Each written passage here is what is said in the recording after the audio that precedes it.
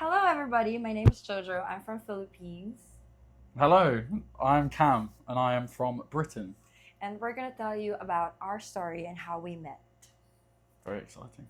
We met in Manila about 8 weeks ago. Yes, in a hostel Yeah.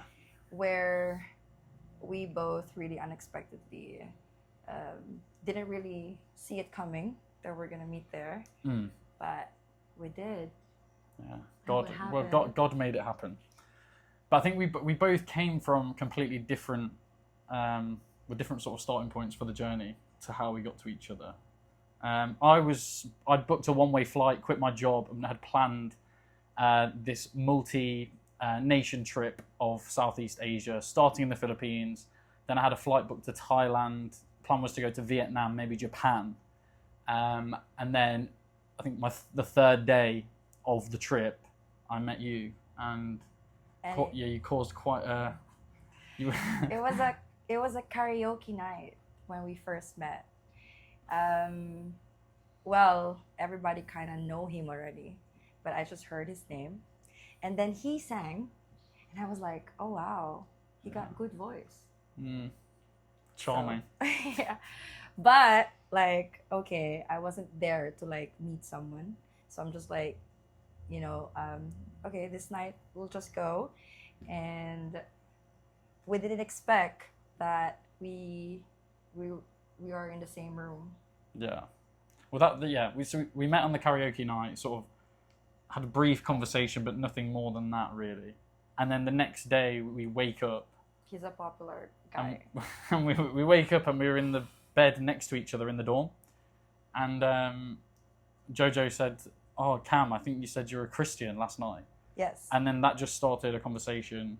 Yeah, I was so curious because I'm a Christian, and I think it's very rare to meet like a foreigner um, who would confidently say that he's a Christian out of nowhere. So I was so curious about it, and I asked him while we were just like being cozy in our own beds with other people or other tourists who were there, and asked Just him. clarify that. Yeah, we're not alone. So there are other people who were in the same room with us, and I asked him like, I'm curious, like, how did you become a Christian? Then. Yeah, and then that was, the long, the short version of that story is that I was an atheist my entire life, pretty much, and then had this transformation last year, which caused me then to sort of try a lot of different worldviews, and then finally come to the Bible, despite my intentions and despite my thoughts on the Bible beforehand. So I'm still sort of very new to Christianity, but I think God definitely brought us together to sort of further that as well. So it's all good.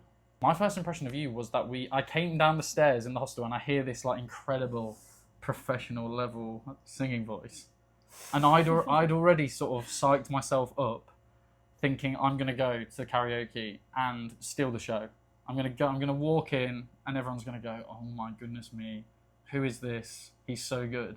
And then as I'm approaching the karaoke, I hear you singing, and I'm like, oh no, oh dear, the standard's a lot higher than what I'd hoped for. And then I came around the corner and saw you. Obviously, you were beautiful. But I think, like what you said, I think it was your voice first off. That was my first impression of you was your voice. Yeah. And I think it doesn't get much better of a first impression than hearing something like that. Right. My first impression of Cam, to be honest, all of my friends would know that my preference is not a white guy. But so when I saw him, because I've been hearing about his name, and then when he came, I'm like, okay, oh, that's Cam. He looked good, That's nice. pretty charming. But then when I heard his voice, that's when I'm like, oh, Yeah, you turned around. yeah, Stars glittering in your eyes. Yeah. I got interested. So this is not just a Cam like white guy who very good looking, charming, but he got the confidence. He sang really well, and that's a major plus point. Then he mentioned he's a Christian, so I got intrigued, Yeah. and So I think it was for both of us probably. First impressions were good and linked to music and singing. Yes. But then it was the further conversation that came from that we realised that the bigger commonality and the more important one by far was our faith. The first time we really connected. I would say for me that it were like properly connected was the long conversation we had the day after we met. Yes. Where we were sat in the dorm with the two other guys that we sort of met in our room. And we just spoke for hours about both our journeys through sort of different sorts of trauma, and then how God had saved us both in different ways. And right, I was like really impressed how he confidently say and tell his story about what he was before and then what he became when he get to know Christianity and have this faith. That connection started when we were in the dorm, and I was like in my head like, this is not real. Like this is not real. Like very first time I've ever heard of someone, a foreigner, who can tell that story about his past and then the transformation that happened to his life. So I was like struck. But yeah, like it was really interesting. So I want to get to know him more after that. So being a Christian for a long time, before it was actually okay with me to be in a relationship even if the guy is not a Christian. But eventually, with the experiences that I had along the way, I really had a sincere conversation with God, and I told myself and I committed to God that the next relationship that I will have is non-negotiable for me already. So it's really different because aside from my preference as a foreigner, as a partner, he really have a relationship with God. That's the difference. Yeah. It's not just a borrowed faith. It's not just like, oh, I'm a Christian, but you cannot see the result, the fruit of him saying he's a Christian. But with him, I can really see the passion. I can really see the eagerness, the thirst of really wanting to know more about God, and that made it different. Yeah, I think what made it feel different to me was that from the first proper conversation, it was God first, and then our feelings followed after that.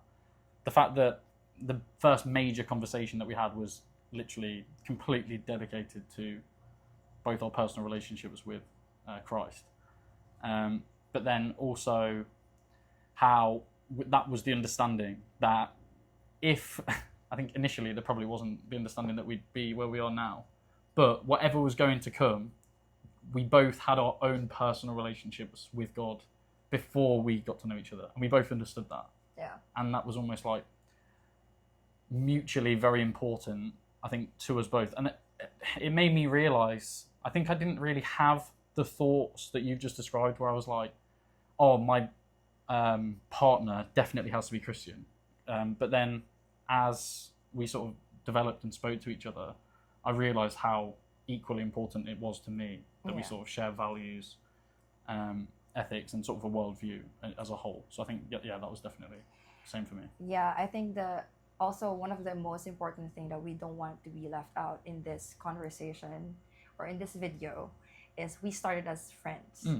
Like we guarded our hearts before we get to that conclusion that we like each other. Yeah. So we started with long conversation, just telling each other's past, and then telling each other's like getting to know each other better before we get to that point where we felt already that there's something more. When did you know that it was something more than just a friendship?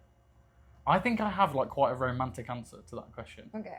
Where it was like the day after, so we have that long conversation, then we have another night at the hostel, and then we wake up and we go for a meal, and we have another long conversation. And I could tell then, for me, that it was like, oh, this woman is a special person. Yeah.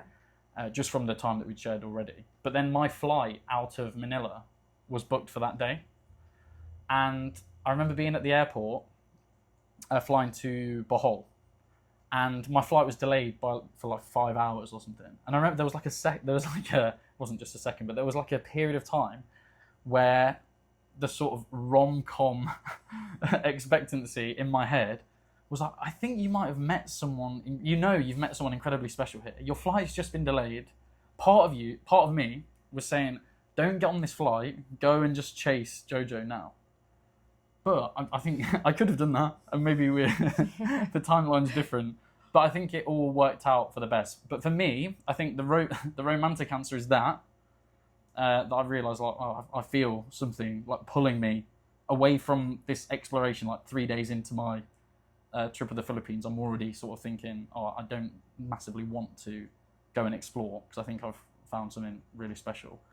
But then it was the extended conversations we had on text, and then a few FaceTime calls, and then as we got to know each other on a deeper level, I think it was over that period for me, where I was in Bohol, then Siquijor, then Dumaguete, and beautiful places, enjoyed visiting them all, but I was spending a lot of my time either speaking with you or thinking about you. So I think, like, when I'm in one of the most beautiful places I've ever been in my life, and on my mind is this woman that I've just met a few days before, it was like, I think I'm in in deep feelings already here. I was so guarded. I've met a lot of travelers. Like, even if you told me you're a Christian and we talked about it, like, I still had my hesitations of like really letting my feelings out, because you're a traveler. I don't know if you're gonna come back to Manila or to the Philippines when you go back to UK. But then, that's the beauty of having communication and conversation that is like, we would say it's godly conversation. Yeah, definitely. There's the respect. I feel at peace. There's giggling on the side, but like, it felt pure. Yes, yeah, felt pure. Yeah. Like, this is something that I really, really prayed for. As did I. And I'm like, I was still thinking that this is not real. Yeah, like He's it's not a prank show. Yeah, he's not real. No, like, I was feeling like that. But I think we were both in a very like blessed position where both people, from what we've said, we were both thinking like, this is too good to be true. But then, like, as we kept saying that to each other, it's like, oh, hang on, this isn't just like this one-sided thing where you're so lucky. And then we're thinking, just the way that we were put together, the conversations we've had, both our feelings for each other, it was like, this is suspiciously perfect timing. Yeah. I know, but along the way, my prayer is always, God, if this is not from you, take it away. But if this is from you, and I'm growing in my faith and my relationship with you, and he's growing as well, then please let us enjoy this. And I haven't heard anything from God that would say, no, like, just forget it. Yeah. You know, this is just a spur of the moment. Yeah, like, because of the conversations that we had, I really felt at peace. And I'm like, God, I really can say that this is from you. Yeah. Definitely. And I think for me, it was sort of like, this is 8 weeks in, and the bulk of the time I've been here has been with you. Yeah. But my entire time, bar the first couple of days, you have been a factor in the whole time. Like, I've extended my visa twice, and I've just extended for another 2 months when the plan wasn't to do any of this. Yeah. So clearly, to me, something very important had already happened, and continues to feel exactly like that. And it's getting better as it goes on somehow. I think the biggest confirmation point for me was prior to my baptism, I did a 3-day fast, and with a lot of things that were sort of like uncertain, or my old sort of anxious tendencies, I wasn't completely certain on what I was going to do, in terms of just the different paths that were outlined in front of me. I wasn't completely certain on what I was going to do. And I prayed for guidance during my fast. And all I kept hearing, and when I was reading the Bible, the word that I was receiving was be patient. Yeah. And you don't have to sort of rush Yeah. things. So don't be pressured to, and just take things as they come. So I was sort of slightly frustrated towards the end of the fast, where I was like, I still don't really know. Like I wanted a certain answer in my head, like definitely do this. And then when I went to church, you came in the room, and it was literally like, yeah, just magic. How it felt, how I felt, where the uncertainty seemed to just disappear, and it was like looking at you come into the room and just sit down, and then like made eye contact, and it was, yeah, it was definitely how I would describe confirmation of, oh, that's why it wasn't meant to feel certain, because of that feeling then. For me. Well, for me, since I've been doing devotion, talking to God about it, because that's my prayer, like if this is not from you, then take it away. If it's from you, then let us enjoy this season of getting to know each other. And he's right, we're not rushing on anything. We're just like enjoying this time that God has given us to like get to know each other better, and just like really put God in the center of the relationship that we are building. So the confirmation is not like instant, like he's from me, and you know, you guys are meant for each other. Yeah. We're still questioning, is this like really from you, God? But since from the beginning that we met until now, that we saw some signs, we're also accountable with people that we know from church, and the people that we love. The confirmation is like slowly but surely. Yeah, which I think, but based on definitely myself and what we spoke about, both of us, maybe mistakes we've made in the past with relationships that weren't God focused. Yeah. We've maybe rushed our own feelings, or Yeah.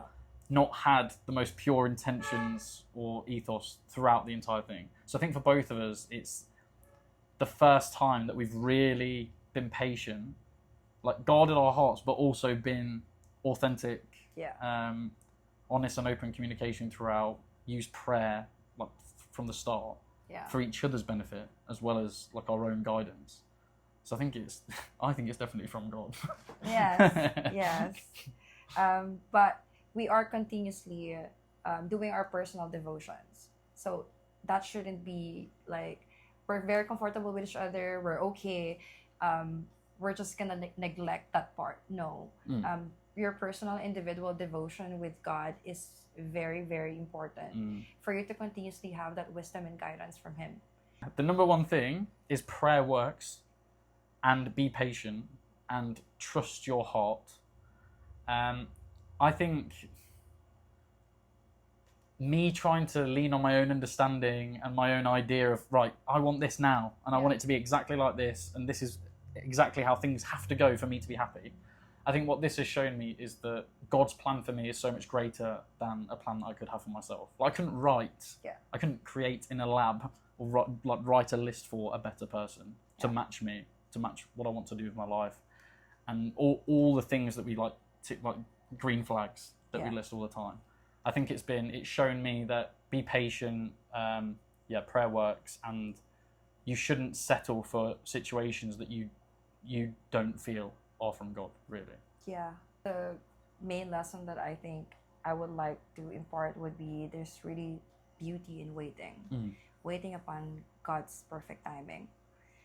And if you think you're not worth it because of your past, that's not true. No, definitely not. You are definitely worth it if you anchor your faith and your belief in God. Yeah. So when that time comes, when God writes your love story, it's definitely worth of waiting. Yes. So Amen. we believe in that, and this is what we want to impart from this video of how we met. Yeah. Very good. And now we can put the aircon back on. Thank you very much.